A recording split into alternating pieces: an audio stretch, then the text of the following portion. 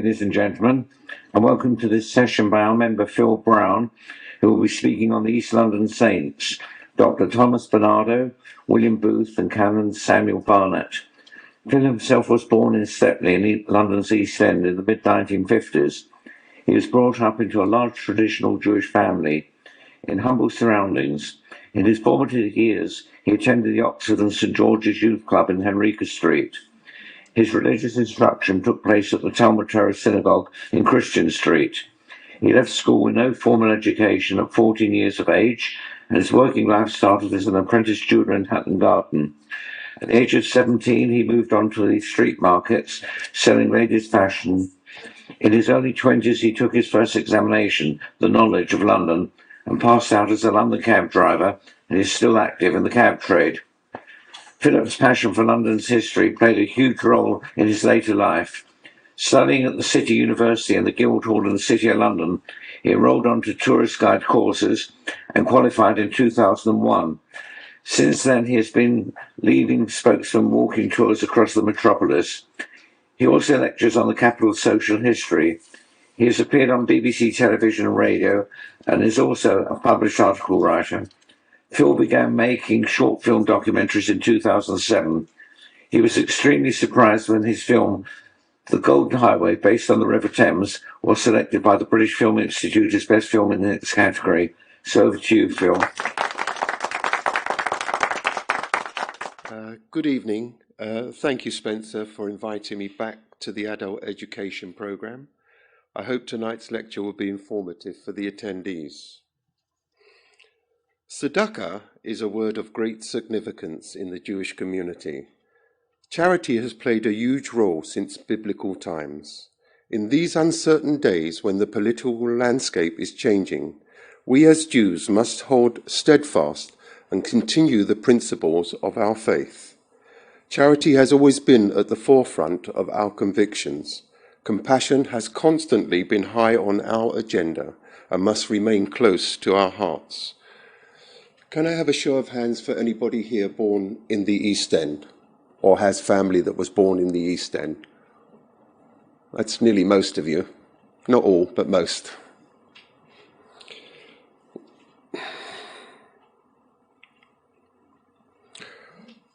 The East End has always captured the imagination of the public. For those born in this domain, a sense of belonging forms an integral part of their characters. Even when they have moved on to pastures new, it is said, you can take the boy or girl out of the East End, but you can't take the East End out of the boy or girl. For centuries, writers have been drawn to this humble enclave, seeking stories which enlightened affluent society. The social reformer Charles Dickens opened hearts and minds to the plight of London's destitute. The narratives he wrote about endorsed the capital's eastern quarter and spoke loudly to the consciences of the middling classes, who were motivated into action. Many crossed the frontiers of the East End to offer assistance to those in want and need. The East End in the late 19th century contained a Jewish population of 150,000 Jews. Many had come to London's eastern quarter as immigrants from mainland Europe, without any means of supporting themselves. Outsiders called this district the New Jerusalem. Contrary to this sentiment, it was not a land flowing with milk and honey. The East End was a place of hunger, where the starving were dependent on soup kitchens. Destitution was a familiar soundbite for the new arrivals. Thankfully, wealthy Jewish philanthropists stepped forward to alleviate the suffering of their fellow brethren. The Rothschilds, Montefiore's, the Mercatos financed hospitals, schools, housing, soup kitchens, and food provisions. However, who would offer benevolence to the indigenous population who lived cheek by jowl with the Jewish community? The non-Jewish residents of the East End were also in a state of penury and needed assistance to fill their basic needs. Tonight's lecture will focus on tzedakah, charity, giving alms, benevolence, helping those at the bottom of society. The three protagonists that I will feature in this lecture were known as the East London Saints: Dr. Thomas Bernardo, William Booth, and Samuel Barnett. Most of you will be acquainted with these distinguished names in reference to why they became known as saints. In the 19th century, a large group of religious zealots marched across the cauldron of London's East End. They were caricatured in the newspapers as having wings and holding a breadbasket in one hand and a Bible in the other. These spiritual acolytes were disillusioned with the disparity between the rich and poor in Victorian London. Their panacea was to save the lives of the capital's most impoverished souls. So let me take you on a journey through the timeline of the East End's social history and revisit the period of the 1880s. Our first protagonist, Dr. Thomas Bernardo. He was born in Dublin in 1845. Although he was born a Christian, there is some reference to his Jewish ancestry. His family originated in Venice in Italy and then Hamburg in Germany. In the 17th century, the Bernardo family converted to Lutheranism. The evidence is vague and inconclusive. However, we'll accept Bernardo as one of our own. Bernardo had a rudimentary education. He was well versed in core subjects, particularly Bible studies. From the age of 16, he worked as a clerk in a wine distillery. After work, he taught at a local ragged school and visited the poor folk, where he read from the Bible. In 1865, at a meeting in Dublin addressed by the charismatic speaker, Dr. Hudson Taylor of the China Inland Commission, he was so inspired that he resolved to become a medical missionary. In the 19th century, it was popular for men and women of faith to travel overseas as missionaries. At most times, it was to help the inhabitants, offering medicine and education. However, the precursor to this compassion was often a religious conversion. After this religious calling, Bernardo quit Ireland and travelled to London to train as a doctor at the London Hospital in Whitechapel. Arriving in the East End, Bernardo was aware of the deprivation that confronted him. At this time, he did not know that the attachment to London's poorest children would last a lifetime. Each evening after medical school, on the way back to his lodgings, his concern for the young boys on the streets of the East End in want and need grew more alarming. Bernardo's Christian conscience was motivated into action. He turned his attention and energy to finding accommodation for the street urchins of the East End. In Ernest Street, Stepney, he founded a ragged school. I'll talk about the ragged school a little later, which became his first children's shelter, a donkey shed, ironically named Hope Place. Rented at 2 shillings and sixpence a week. Local tradesmen donated furnishing. The walls were whitewashed, oil lamps hung from the rafters. Although the building was austere, it provided a place of well-being for the impoverished children. As Bernardo became more involved in the welfare of the disadvantaged children on the streets of the East End, he now had mixed emotions about becoming a missionary in China. However, he carried out his nightly saunters in the labyrinth of courts and alleyways, which led to make further discoveries of stricken boys. On his excursions, Bernardo met a homeless boy called Jim Jarvis, who was familiar with the neighbourhood. Jarvis took Bernardo on a voyage of exploration through Aldgate. At the end of the cul-de-sac of Houndsditch, Jim directed his attention to a long shed. Here he found asleep in the cold night air a confused jumble of boys. Bernardo counted 11, all huddled together. The rags that most of them wore mere apologies for clothes. Their ages varied from 9 to 14. Bernardo ascertained the terrible fact that they were absolutely homeless, destitute, and were certainly many samples of many others. He continued his nightly prowls, gathering up the dispossessed. Within a few months, Bernardo had farmed out 16 lads to foster parents, their upkeep paid out of his own pocket. Bernardo knew he needed funds to continue his work amongst the vagrant children. An opportunity came at a conference of missionaries at the Agricultural Hall in Islington. Bernardo was assigned to give a talk on child homelessness. His impassioned pleas for assistance brought a standing ovation.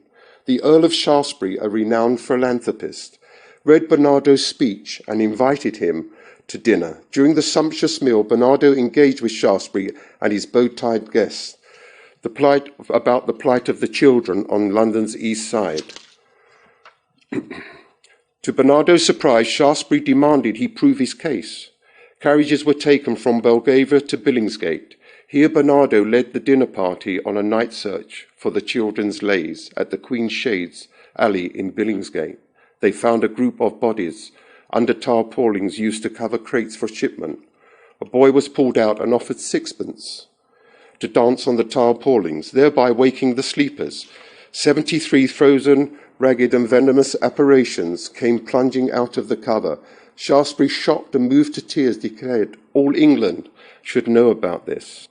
At this period, Bernardo was disillusioned about becoming a missionary in China. It was a letter from Samuel Smith MP that settled his dilemma. Smith pleaded with Bernardo not to go to China and stay in the East End and find a home for destitute boys. A donation from the MP of £1,000 was forthcoming. Bernardo's mind was finally made up. In 1870, at number 18 Stepney Causeway, Bernardo's dream became a reality when his first home for destitute boys opened.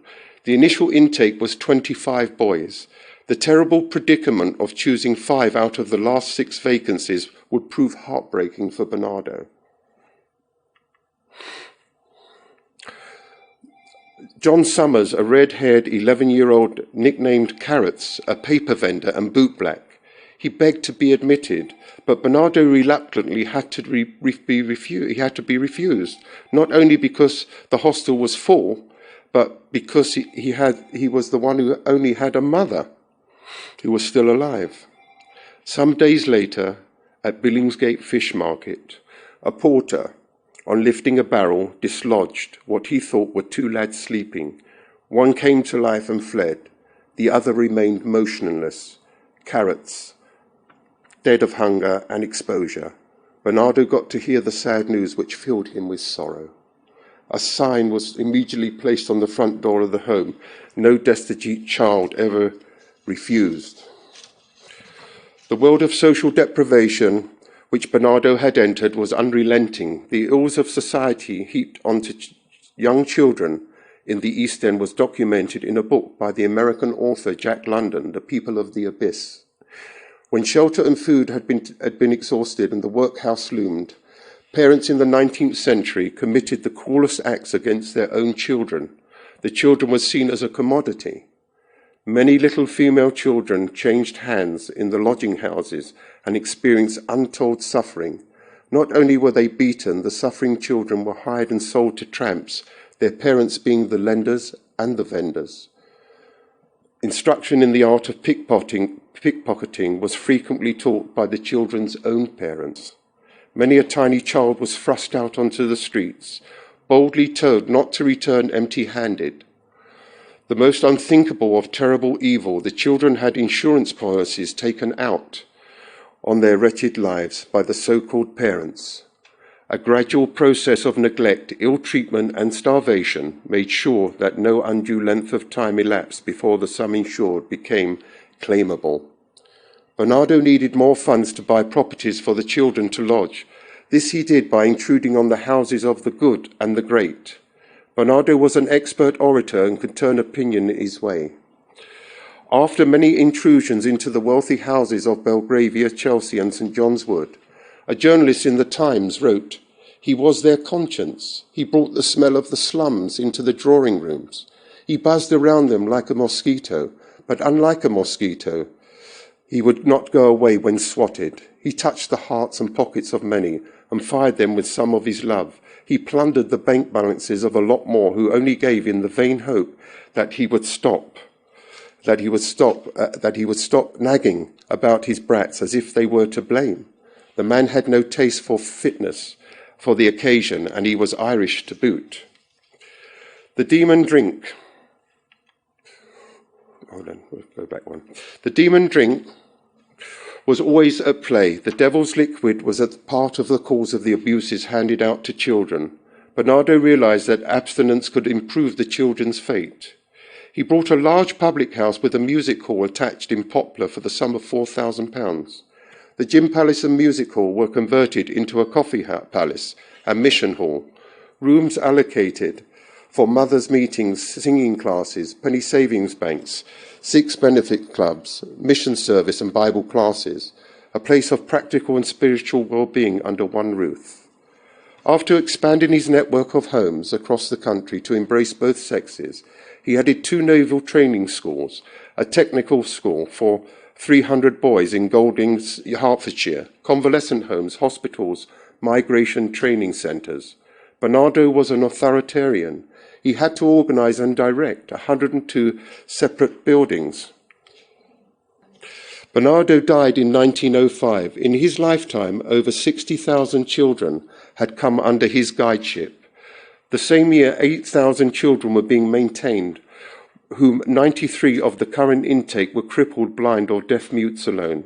To meet the cost of 40 years intensive labour, £3 million was needed and raised by one man. Bernardo's legacy is overwhelming. One man's conviction to provide care for those without hope became a lesson in education of orphan care and management. And a little poem was written, "In cellar, in garret, in alley and court, they weep and they suffer and pine, and the wolves of the city are prowling near, back wolves, for the children are mine." Dr. Bernardo. Now, I spoke about the ragged schools, and I'll just go back one here. Okay. The aim of the ragged schools was to provide free education for those children who otherwise would have received no education. It was not until 1870 that the School Act came into existence. State education was free and compulsory to all children, regardless of their social background. The ragged schools were funded by philanthropists and middle-class donors. It took another 40 years for the legislation of state education to become effective. The ragged schools differed in their approach as the curriculum they offered. Rudimental subjects existed in all schools, basically the 3 R's, reading, writing and arithmetic. An awareness of Bible and its teachings was enforced upon illiterate children to make them good citizens, to stop crime in its infancy. As the children grew older, job training was prescribed. This would enhance their employment prospects when they left the ragged school. At most times, the children of the poor were at least 50% were orphans, turned up unwashed, in ragged clothes, no shoes, and in deep hunger. These innovative places of learning were extremely popular with the children of the street. Here, food, clothes, shoes, washing facilities was provided. This sustenance not only kept the children alive, but also gave them an appetite for learning. There were paid teachers, however, they were mostly voluntary. The main aims of the ragged school was to reduce juvenile crime, teaching the children their position in life, instructing them to be good Christians, and simply keeping them off the streets where they encountered all forms of danger. I don't know if any of you have been to this museum. By 1902, the ragged schools were officially abolished as the new Education Act was now in place. Local education authorities took over, replacing the ragged schools with board schools. Dr. Bernardo was deeply involved in the origins of the ragged school movement. He founded many institutions in the East End. The legacy of his work in this area of education can be seen in East London. The Ragged School Museum in Bow E3 provides a step back into the past. Here, a schoolroom, pictures and artefacts on display. An excursion will evoke the social history of the East End. I'm just going to take a little drink. I'm drying up a little bit.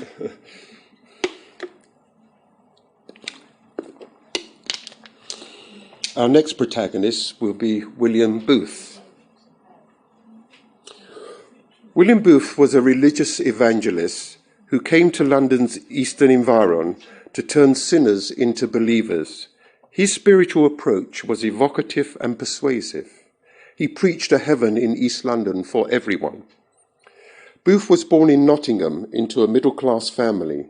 At the age of 13, he heard the great chartist Fergus O'Connell. After this event, Booth had a spiritual calling. He converted to Wesleyanism by the age of 15. In his late teens, he was a full-blown evangelist. After the failure of his father's business in the early youth, Booth had his first experience of poverty and deprivation. In 1848, his first attempts at open-air speaking ended in disaster. He became a target of the local horde called the Nottingham Lambs, who hurled dead cats, stones, bricks at his platform. But his resonant voice, passionate delivery prevailed. In the 19th century, it was commonplace for nonconformist preachers to be attacked verbally and physically whilst preaching to the public. Unemployment and the need to feed himself and his widowed mother brought him down to London. Unable to obtain work, he walked the streets penniless and friendless. This hardship would prove to be an experience in which Booth understood the man on the street, whose daily survival was always in doubt. Eventually, employment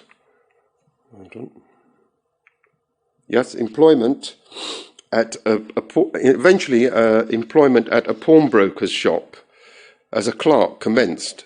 Booth experienced heart-rending scenes inside the shop, where the last vestiges of the poor were given over for a few shillings to subsist for another day. This prompted Booth to commit all his leisure and social time to be among the destitute. After marriage to a co-zealous teacher, Catherine Mumford, the Booths left London to begin a nomadic wandering across the country preaching evangelism. Booth had exhibited resonances of the great preacher Charles Wesley. By 1865, he returned to join a revivalist sect operating in the East London Services Committee in Whitechapel. On the 2nd of July 1865, Booth set up his first platform in a large tent erected on a Quaker burial ground at the Mile End Waste. Here, in the humble thoroughfares of the East End, the early beginnings of the Salvation Army was established. Booth wrote in his inaugural address, "Before the fortnight had passed, I felt at home, and more than this, I found my heart being strangely and strongly drawn out on behalf of 1 million people living within a mile of the tent. I was continually haunted to offer myself as an apostle to the heathen of East London. They came to me as sinners and went out believers. Thus the Salvation Army became a cheering presence in the East End, for it never accepted the Victorian idea of the deserving poor. If a man was poor, he was deserving. The pioneers applied themselves without rest under the most adverse conditions. Meetings were held outside, even in inclement weather, at 9 p.m. Gradually, premises were acquired and fitted out as the mission hall and library and soup kitchens all under one roof. Benefactors came forward and subscribed to Booth's new model army. Booth's charismatic presence on the pulpit drew large crowds. Tall with flowing hair and beard, his piercing eyes beneath the shaggy brows had an impassioned delivery, commanded attention and obedience. The movement grew from strength to strength. By 1878, the Salvation Army was officially recognized. All the paraphernalia of militarism was introduced: uniforms, banners, bands, drilling and marching, and the rendering of stirring music. Marching on the Sabbath Sunday on the cobblestone streets of East London. The brass bands of the Salvation Army became a familiar sound. There we go. Leaflets were handed out to gain new recruits, whatever social background, accepted into the religious army. Both demanded an urgent solution of the social problems as a categorical imperative. Booth said, "I claim it for the lost, for the outcasts, for the disinherited of the world." His vision was that the proletarian army had been called to march on eternal glory on full stomachs and well-shod feet. Even in the workplace, Booth turned his attention to the exploitation of the industrious poor, a Victorian term for the working classes. The clothing trade developed beyond the boundaries of the City of London. where livery companies regulated trade quality control and its members. Outside the city restrictions, the East End became the unregulated clothing industry to the masses. From Spitalfields to Bow, small workshops could be found in abundance, all turning out mass-produced garments. However, these places of employment were at most times front living rooms, where a tailor, machinist, presser all worked huddled together in extremely poor conditions. An open window provided ventilation for the noxious smells of the cloth. The term sweatshop was applied to these deplorable workplaces. Low wages and long hours were commonplace. However, vacancies were almost non-existent. The meagre wages provided welfare for the beleaguered workforce. Booth challenged the masters of the sweatshop. He wrote to those firms, which reduced sweating to a fine art, who systematically and deliberately defraud the workman of his pay, and grind the faces of the poor, who rob the widow and the orphan. A time will come when the master will see the workers as equals, and not disregarded souls who slaved their labour. Women did not go unnoticed in Booth's New World Order. He elevated them within the ranks of his army to man's equal in the fight for redemption. Booth quoted, "The beauty of a young orphan, penniless girl is often hunted from pillar to post by her employees, confronted always by the alternative, starve or sin. When the poor girl was consented to buy the right to earn her living by sacrificing her virtue, then she is treated as a slave, as an outcast, by the very men who have ruined her." The lives of the Salvation Army lasses were often shortened through unlimited devotion, working morning to night in the midst of slums in close proximity of the needy, where life and death were all too consuming, nursing the sick and feeding the hungry, unremitting duty to save the souls of those without care, often ignored by the public who think the lasses are fanatics or lunatics. These uniformed soldiers of salvation go on until their energies have abated and God's calling summons them to the gates of heaven. Booth's sermons were often directed at politicians. He could not understand that at the height of the Industrial Revolution, the worker was paid so little for his labour, toiling in factories 6 days a week, long hours in harsh and dangerous environment for little reward. The worker watching his masters inherit the freedoms of self-indulgence on the backs of their exertions. Booth wanted a fairer society, where the master and worker could profit from a country instilled in capitalism, an equilibrium that would bring harmony and not antisocial disorder. Booth had written many books on the Salvationist theories. In his book In Darkest England, he wrote, "A man's labour is not only his capital, but his life. When it passes, it returns never more. To use it to prevent its wasteful squandering, to enable the poor man to bank it for use hereafter, this is one of the most urgent tasks facing civilization." In 1888, Booth commissioned a former warehouse in Poplar at 21 West India Dock Road. The building was for the purpose of lodging and feeding the poor, beverages and soup on the menu. Booth's aim was to make the mission self-supporting.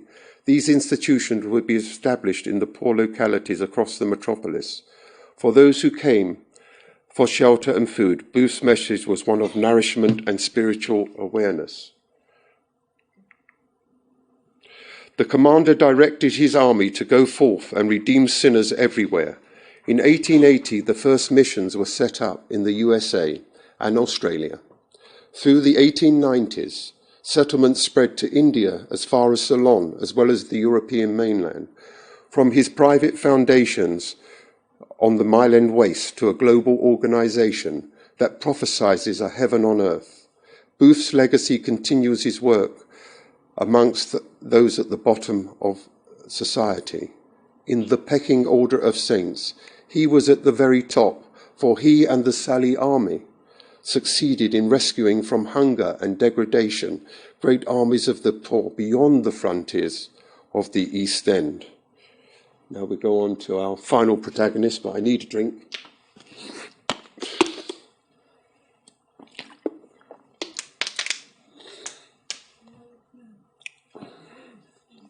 This is Samuel Barnett, or to give him his full title, Canon Samuel Barnet.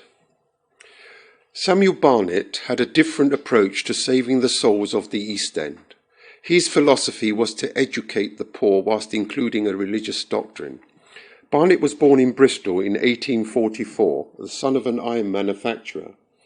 A middle-class background offered a good education to which Barnet enrolled. In his adolescence, private tutors were hired at home. After a private education, he entered Wadham College, Oxford, where he studied theology. In 1868, he was ordained as a priest and took up a post at St Mary's, Bryanston Square, in Marylebone.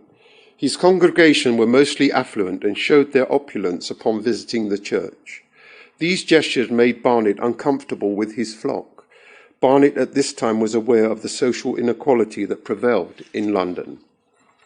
He married Henrietta in 1873. Together they would join the list of East London saints who devoted their energies to the less fortunate. Barnet's fate was sealed when the Bishop of London advised him to go to the parish of St Jude's in the East End. Here Barnet would experience all the social evils that were known to man. Before departing to his new parish, Barnet went on an exploration of the new neighbourhood. With notebook in hand and the attire of a priest, he walked through the streets of Whitechapel and Spitalfields, trying to hold conversations with the locals, which he found exasperating. Most of them turned their backs and refused to engage with him. In the market in Petticoat Lane, amongst the costermongers, expletives filled the stale air. The costermongers told Barnet, in my best Cockney, "Sling your hook. We don't want any do-gooders round here." Here he encountered the toughest Cockneys, who had no respect even for a man of the cloth. After 4 hours of research, Barnet decided to return home to Marylebone. Barnet's lack of familiarity with his surroundings caused him to get a little lost. After a few minutes of trying to find a way back to the main street, he saw a young ragged boy in a large cloth cap. He asked the boy where he could find a hansom cab. He gave the boy 2 shillings, who replied, "Thanks, mister, just follow me." As the darkness fell, the artful street urchin took Barnet through a labyrinth of courts and alleys. The trusting priest, starting to feel uncomfortable with his situation, then out of the shadows from behind a brick wall, 4 men with bludgeons stepped in front of Barnet and beat him to the ground. Barnet lost consciousness momentarily. As he slowly got to his feet, he realised his fob watch and wallet had been stolen. He ascertained the ragged boy had conspired with the gang of men to pursue an unfortunate stranger. On his way back to Marylebone in the hansom cab, Barnet entered his last comment in his notebook. "It seems I have a lot of work to do here." The Barnets arrived at the vicarage off Commercial Street in the parish of St Jude's. Barnet was asked why he had come to London's most insalubrious location. He replied, "We came to Whitechapel, attracted by its poverty and ambitious to fight it in its strongest fortress." The vicarage was surrounded by crowded insanitary courts and alleys. The people were dirty and bedraggled, the children neglected, the streets littered and ill-kept, the beer shops full, the schools shut. The Barnets' home was situated in the heart of one of the foulest rookeries, infested by thieves and prostitutes. Barnet's philosophy was how to benefit the poor. How to benefit the poor as a harsh response to his requirements. He thought that self-help was a factor lacking amongst the poor in their fight for survival. A journey of self-reliance was far greater than a spontaneous philanthropy, which in the long term was counterproductive. The effect of alms was people never learned to work or save. The turbulent priest wanted to turn his parishioners away from sin and a premature death. Moral improvement would be effected through education and cultural enlightenment. The old vicarage provided a schoolroom, an adult education centre and a gallery for adult art exhibitions. A slow trickle of illiterate slum children ventured through the classroom door of the vicarage. Child learning was conducted in a free atmosphere and craft subjects were compulsory in all curricula. As part aids to the vocational training, for the slum child who had never seen a green field, Barnet set up the Children's Country Holiday Fund, a charitable organisation, sponsored annual trips for the local youngsters to country villages or the seaside. In 1884, Barnet realised his dream by opening of the Toynbee Hall. He became the founder warden of the Institution for Education. The ethos of the Toynbee Hall was a self-styled Oxbridge graduate settlement based on Barnet's alma mater, named after the eminent historian Arnold Toynbee. In this school of learning, graduates from Oxbridge would work amongst the poor. The experiment of bridging the gap between the social classes was a forward step in the understanding and expectations of the underprivileged. Toynbee Hall became a centre of learning. Behind its facade, the educated elite lived and worked amongst the most deprived Londoners. The warden supervised his new recruits from Oxbridge on their social and academic duties. The new students were versed in lectures on Milton, Carlyle and Wesley. The new students, Barnet and the Toynbee Hall, had laid the foundations for other dedicated individuals to join the social educational programme. Barnet's empowering lectures on the social inequality was attended by Clement Attlee, Alfred Milner and Basil Henriques, all at this time in their youth. Toynbee Hall provided the model for a plethora of university settlements to be established beyond the frontiers of the East End. Barnet's time in the East End had brought him to a closer understanding of the impoverished. He understood that educating them was a vital factor for their improvement. However, without a habitat worthy of calling a home, they had little chance to succeed. Barnet established the movement for improved housing for the poor. He partitioned Parliament, revealing that the death rate was 40 in 1,000 and 80% of the paupers came from condemned homes. The insanitary conditions in the lodging houses provided a sack of hay, a chair, a table, all let out at 8p a night. These rookeries were the cause of disease and high mortality rates. Through Barnet's efforts, the Artisan Dwellings Act in 1875 was inaugurated, while areas of rabbit warrens came tumbling down. However, the sites remained vacant for at least a decade. The litigation surrounding the parish council and the original owner of the condemned property was an ongoing problem. In 1883, Barnet public-spirited investors formed the East London Dwellings Company. After a few years, the skyline of the East End was changing, as the new tenement blocks began to rise high above the broken chimney stacks. The poor now had a chance to live in an environment that would improve their circumstances. The Peabody Trust and Guinness Trust also built tenements across the metropolis for artisans. 4% dwellings in the East End was inspired by the Rothschilds, whose minute return for their capital investment was an act of philanthropy. The Ripper murders of 1888 brought the East End to the attention of the country.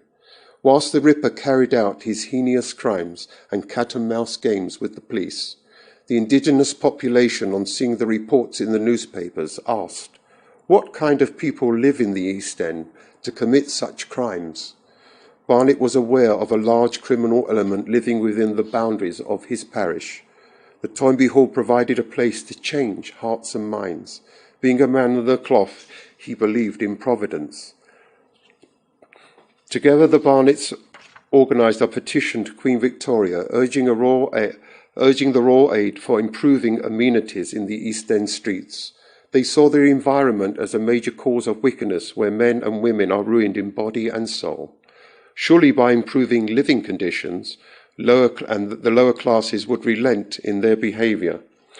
The Barnets suggested efficient police supervision, adequate lighting, cleaning, the removal of slaughterhouses in close proximity to dwellings, the control of tenement houses by responsible landlords. The tenements went some way in alleviating the hardships of the community. These modest buildings gave a so-called self-respect to those who had lived in run-down slums. Most of these buildings are now ghosts of the past. All right, go back one. However, a reminder of Barnett's work can still be seen in Wentworth Street buildings and Stepney Green, Cressy and Dunstan houses. Perhaps Barnett's lasting legacy was the first free public library in Whitechapel, completed in 1902, with the assistance of the philanthropist John Passmore Edwards, a place of learning which inspired a generation of creators to step out of the shadows of conformity and exploit their talents.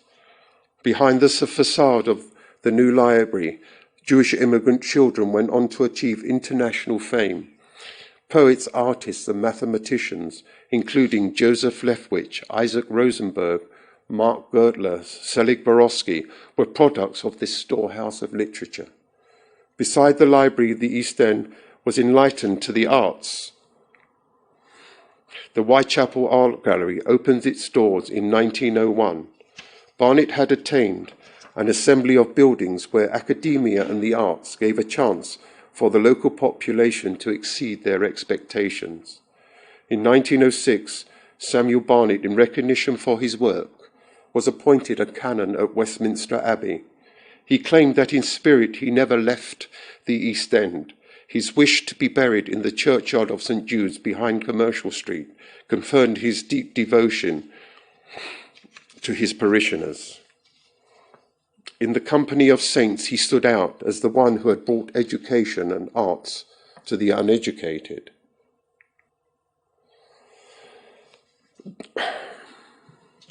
After the Barnetts left the East End, they were not finished with their social experiment. They continued.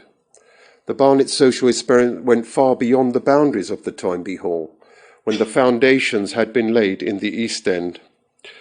The warden and his wife moved to the rural village of Hampstead. They lived in a cottage called the White House next to the Spaniards Inn. Even after a lifetime of caring for the less fortunate, they still extended their resolve to improve the conditions of the poor. The Barnetts' final commitment to welfare was to create a classless utopia.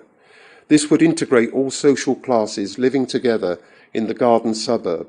In 1906, Henrietta Barnett established a charitable trust which purchased Child's Farm and its 325 acres. The proposal was to construct flats to the north for the artisans, villas for the middling classes to the west, and larger houses for the affluent to the south. The suburb was to be a temperance neighbourhood with provisions for householders in Market Place. An institute of education and 2 churches in the central square provided a place of prayer. The church at the southern end was aptly named St. Jude's, after the parish where Barnet once lived in the East End. The neatly laid out thoroughfares and open spaces was designed with flora and fauna in abundance. Strict rules apply to homeowners to keep their properties and gardens well maintained. Today, the suburb still preserves its ambience, with properties in the higher bands of education.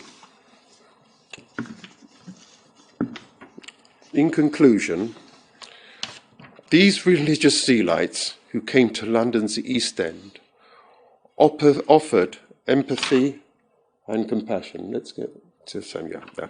Offered empathy and compassion to their fellow human beings.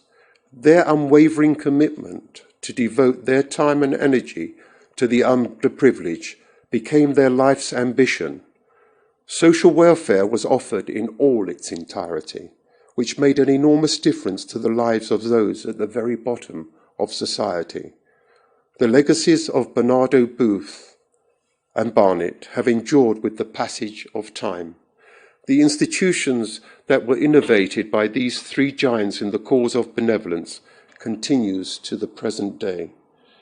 A new generation of EastEnders are experiencing the past achievements of caring men and women who laid the foundations of social care. Long may they succeed in providing eternal support for the dispossessed the hungry, and the homeless. To the tune of the popular hymn, the saints really did go marching in. Thank you. Are there any questions?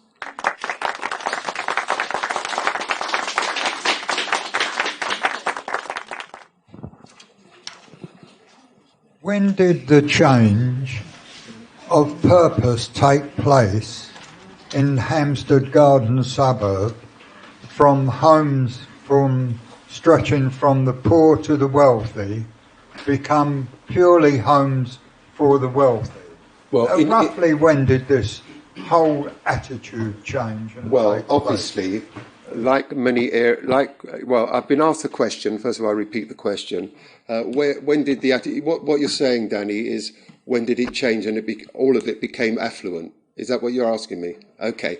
So obviously, when Henrietta Barnett set up this charitable trust, she had a whole idea that it would be a place like they'd come from the East End in the northern part of, if you know the Hampstead Garden suburb, there are much smaller houses to the north, and in the middle there's flats and smaller cottages, and as you get further south there are much larger houses. However, obviously through a period of time, obviously property values go up in price and areas do change, and it's evolved a lot there, completely evolved. Some of the charitable stuff has gone away a bit, but it's still kept there in certain aspects.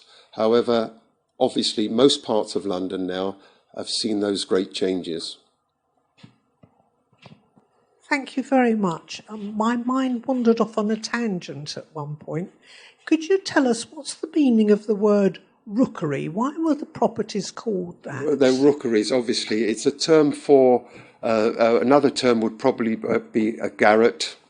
When I say a labyrinth of courts and alleys, and that would be a term that they use for very run-down, at that period, very run-down properties that were literally falling like slums.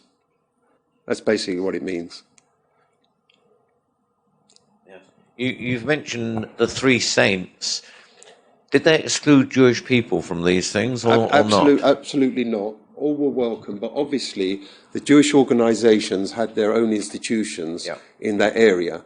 But they definitely at the Toynbee Hall, because my wife sitting, Angela, in the front, did go to the Country Holiday Fund herself with her sister. So I do know that I also went to the Toynbee Hall for a few education lessons. So no one was really exclusive. I think it was just that there were many Jewish institutions. And the same with Dr. Bernardo's. Same with Dr. Bernardo. Now, I've been asked many times while I've been doing lectures over the years, people always ask me, well, what actually is an East Ender?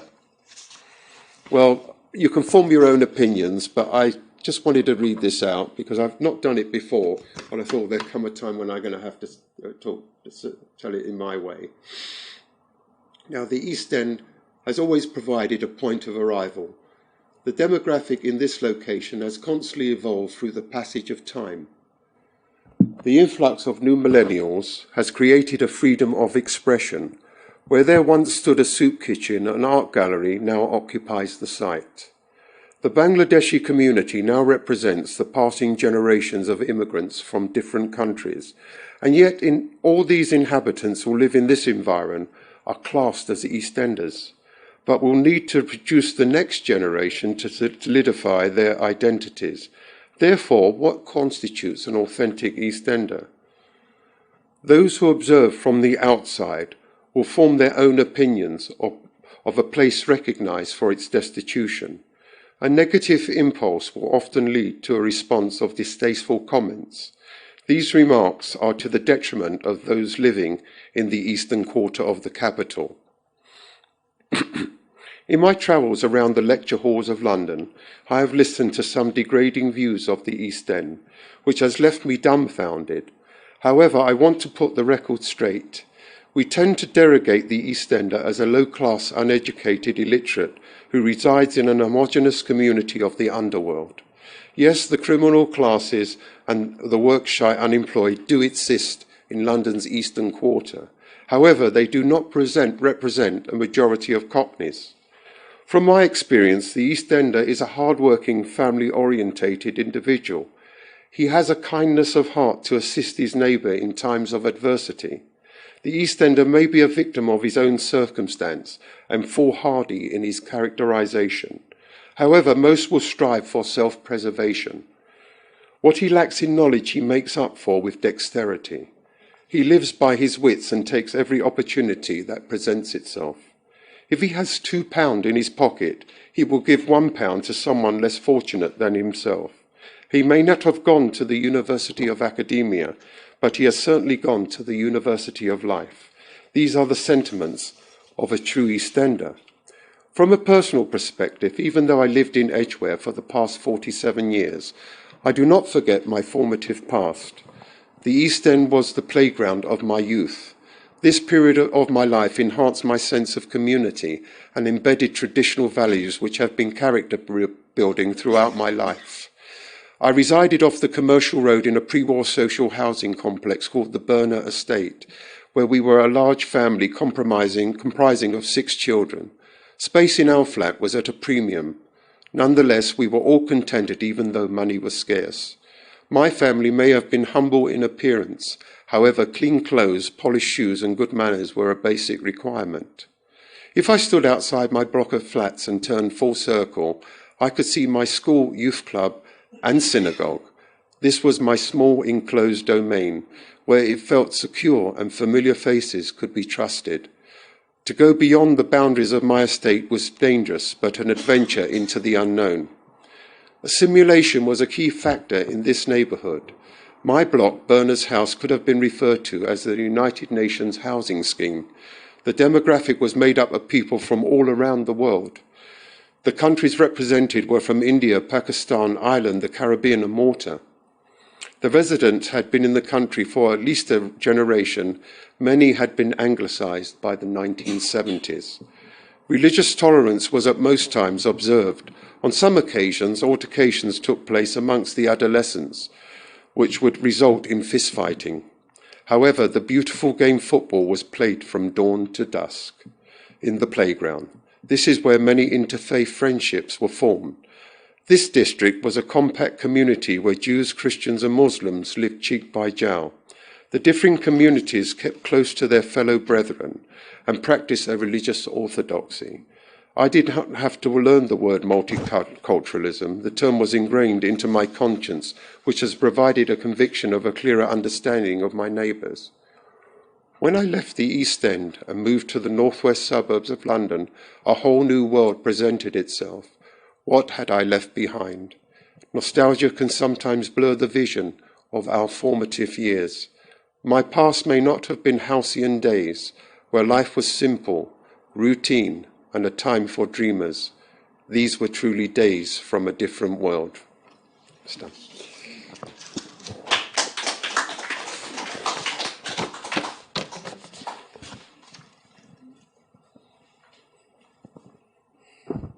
Although I was born in Essex, I actually lived in the East End. And I can assure you that I experienced most terrible anti-Semitism. In fact, we were called the Jew children by the teachers and had stones thrown at us. And so my experience of the East End is not very pleasant, I'm sorry. Okay, so I'm probably maybe a bit further up the road to you, Bourne. Can you hear me? Yes, I can. Yeah, so listen, I know there was anti-Semitism in the East End, but on the whole where I lived in Stepney, I would tell you that much of the time I didn't see too much of it in the 1960s, let's say.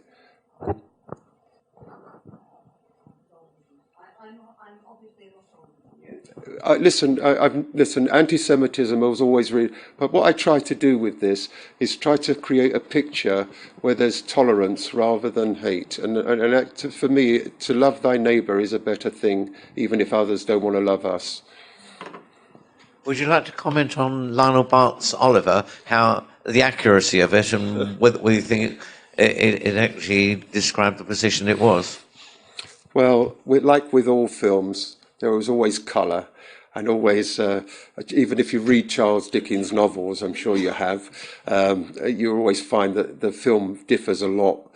But he was, Charles Dickens, as I said in my presentation, he was one of the great social reformers of London and stood up for the poor all of the time, and was connected also to Great Ormond Street Hospital for the poor children coming in there. So he's one of my heroes, actually, even though they say he was also a bit anti-Semitic, but reformed a little in later life. Danny?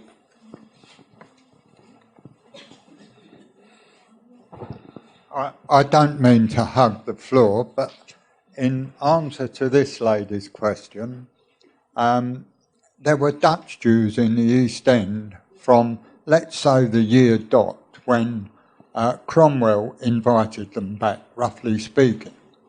When the Pollock, the Russian, the Jews from Eastern Europe began to arrive in the East End, there was fights between the established Jewry and the new Jews. My mother tells me, I mean, I was around from 1936. My mother used to tell me of stories at the Hoots calling the Pollocks various names, and the Pollocks calling the Hoot, get back to the tenter ground. So that's another form of racial hatred, is it, or just antagonism for the new arrivals? Oh, that is bad. I don't remember that. We know. Listen, I would say on in answer to that question, if you put two Jews in a room together, there's always going to be an argument anyway. So, we as a Jewish nation tend to differ in each other's comments a lot. But no doubt that did go on. And obviously, the Sephardic community, as you mentioned, Danny, came in 1656, actually, or the Dutch Jews, the early Jews, and settled around Bevis Marks.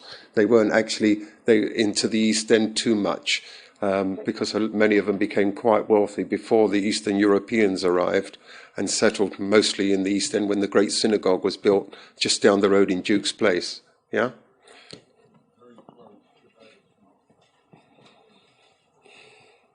I was a bit confused about the Dutch Jews, because my great-grandparents came from Holland, but they were Ashkenazi, and some of the founder members of Sandys Row Synagogue. And the other thing the other lady said about anti-Semitism, when I lived in the East End, I was born in 1948, so I lived in the 50s, moved up this way in 1976, but before that in Woodbury Down. But in our street, most of the Jewish people, we just sort of mixed amongst ourselves. I had some non-Jewish friends in the street we used to play out. My primary school was 2/3 Jewish, and the non-Jewish children were very happy because for Yom Kippur and Rosh Hashanah and everything, they had extra holiday because the school closed. Also, we had kosher meals that the other children liked. But there was the no-go area for us was further up. Poplar and Limehouse was definitely a no-go area. But I've got fond memories in the East End. And when you say about what is an East Ender, that's me. And nice to meet you.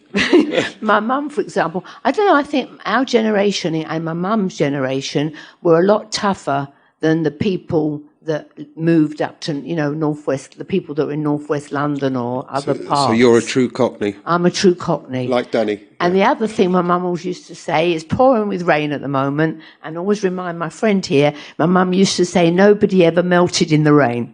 Absolutely. So that's it.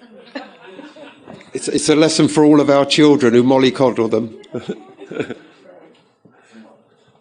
How important were the establishment of public parks to these saints? There's Victoria Park and others. I take it they were very important. They were very giving children for recreate the lungs of the area. Well, the parks generally in London, Hyde Park and Regent's Park, obviously we know they're known as the lungs of London, obviously because the oxygenating trees. But in the East End, the one park that I can remember that many of the so-called Cockneys in the audience will remember is Victoria Park. And there was a boating lake there, if you remember, and that was where I first saw my first water. I thought it was the sea. But, they were exciting times. Also, there was an open-air swimming pool, you may remember. They're called the Lido. Danny, you remember that? Okay, so these parks were really important. There were smaller ones as well, but that's where you went for your Sunday day out, after going to shul on Saturday and the Sabbath. So Sunday was a day out in the parks normally.